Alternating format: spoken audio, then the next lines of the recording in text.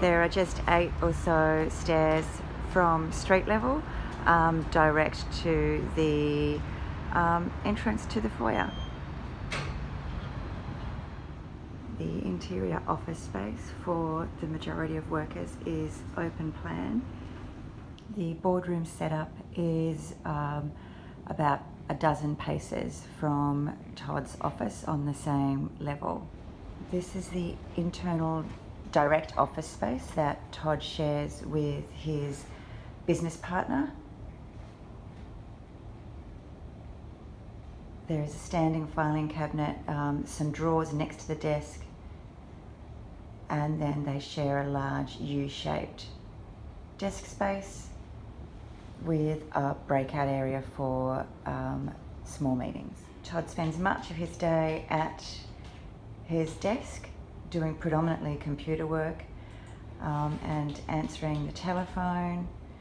There is some need for handwritten activities as well.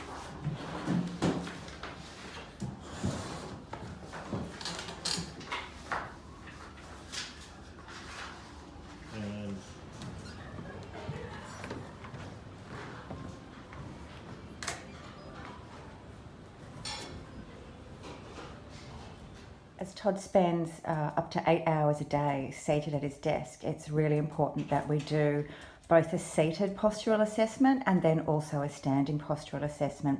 So according to Workers' Compensation Queensland, the ideal seated posture at a computer has the arms, the upper arms relaxed and by the side perpendicular to the floor, the forearms level with the keyboard and the wrists in neutral.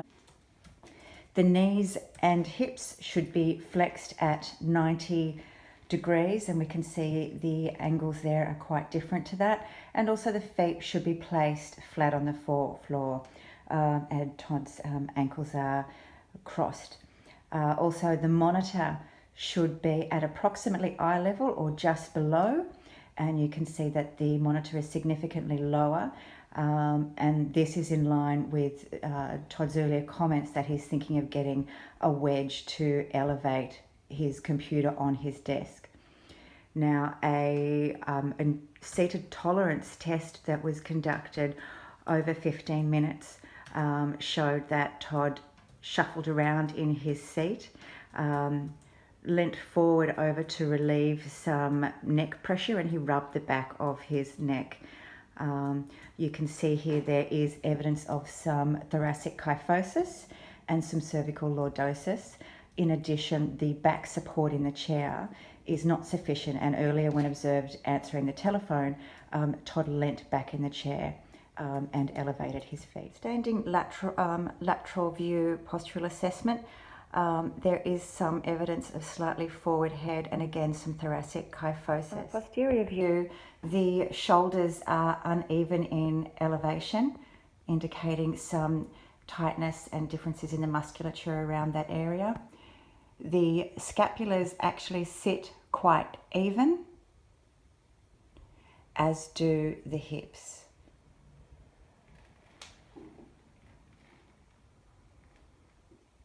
There is symmetry between the lower limb. Given the number of occasions and the frequency that Todd has to access the bottom drawer of his filing cabinet, and that he squats down to access documents and sometimes sits in that position to read them, we're just going to do, in line with the ESSA outcome measures, a standard squat test.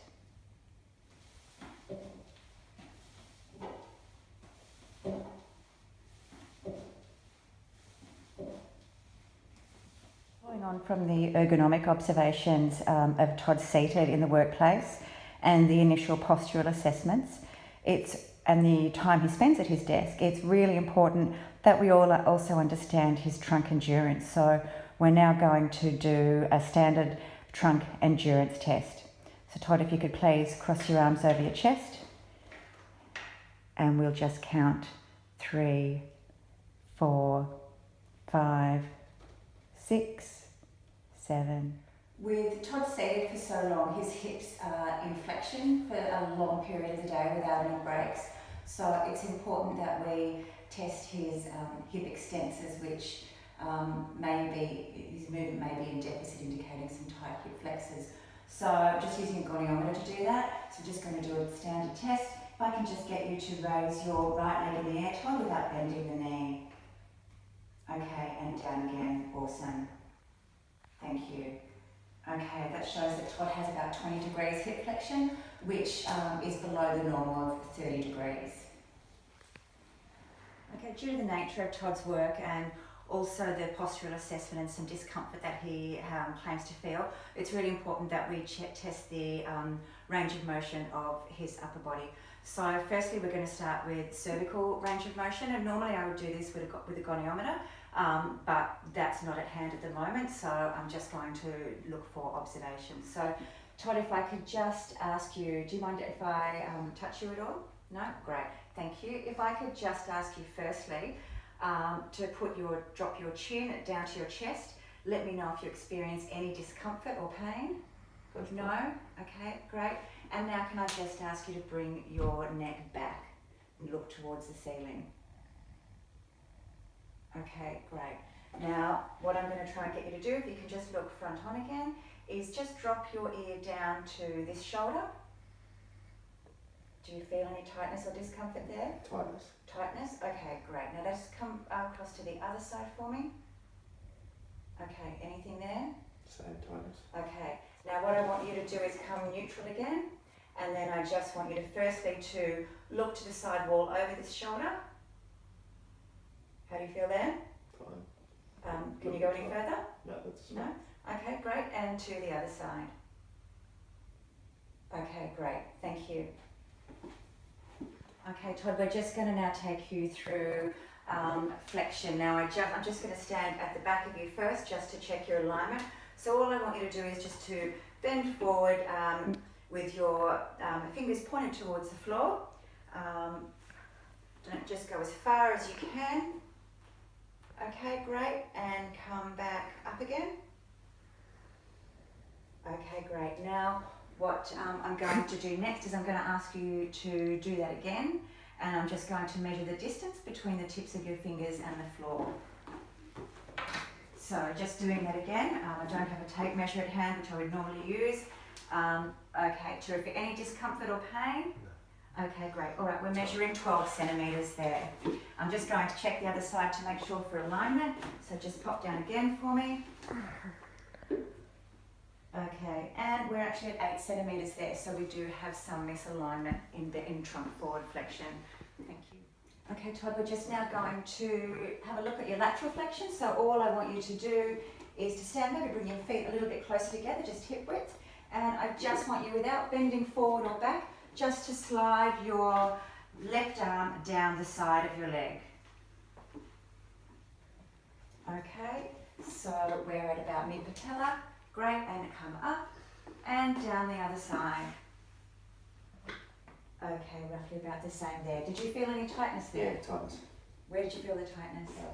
Lower back. Through the lower back. Okay, thank you. Okay, Todd, if I can just now ask you to raise your left arm as far as you can out in front. We'll just check that range. Okay, great. That's almost 180. Checks on the other side revealed it to be exactly the same. Due to the fine motor work that Todd does both at the computer and with his handwritten communications, we're just going to do a dexterity test of the fingers. This is a modified version of the Purdue pegboard test because we don't have it in-house. So Todd, what I want you to do is with your right hand first, is I want you to take one of the pegs out of the bowl and put it in the top of the right hand column and then work your way down. And we're going to do that for 30 seconds. And then we're going to repeat for the right hand and then for both, and then we'll compare to norms. So when you're ready, you can start.